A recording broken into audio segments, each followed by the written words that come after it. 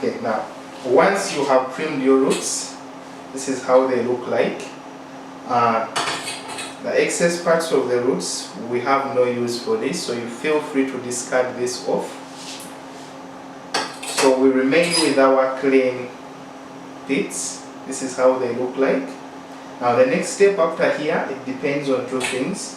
One, observe the roots and see, are they clean or not? If they are not clean and there is soil around it, please, it's always advisable to remove the soil, because soil can also affect the results. So make sure you clean the roots using flowing tap water, but for this case my roots are clean, I don't need to wash them. So after that, using your clippers, make sure that you trim the roots to the smallest pieces as much as you can. Why are we trimming them to the small pieces? Because we have to dry them under shade.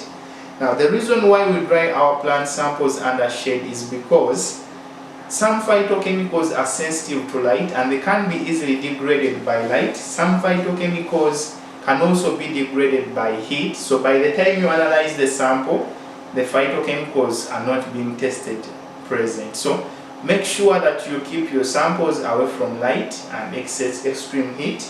So chop them into the smallest, not specifically cylindrical shapes, any shape can do it. So once I have cut all my roots into the small pieces, then I can be free to dry my roots under shade. So we cannot, in this lab, we can actually dry our samples using our lab benches. There are two ways you can dry the samples. You can either use a plant dryer, or you can also use the lab benches, because it's not very hot here, the temperature is regulated. Make sure that the temperature is not above 50 degrees at all times, because most of the phytochemicals are degraded above 50 degrees. They have different temperatures. So this is how they look like, and these are ready for drying. Make sure you give them time to dry. It can take 1 to 2 days, sometimes 3 days, depending on the nature of the plant we are working with. So for this case, this may take about 1, 2 or 3 days to dry. If I have a plant dryer, I can even do that in 24, if 72 hours. So feel free to use any method you have for drying. So once your plants are dried, the next step will be phytochemical extraction. So in phytochemical extraction, we shall bring out another video explaining how you extract phytochemicals from your plant sample. So this video was specifically focused on the aspect of sample collection and sample preparation. We say the basic sample collection, make sure you take the GPS coordinates, take photos of collection, make sure you collect the exact plant sample that is being fed on by the animals. On top of that, make sure you make a plant voucher for every sample you collect.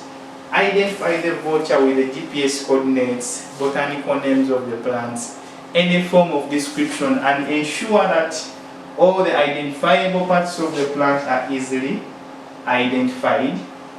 Plant preparation, remove unnecessary plant roots, clean your plant samples, cut them into the smallest pieces, ensure that the samples are clean, keep them away from heat, make sure that everything is chloa.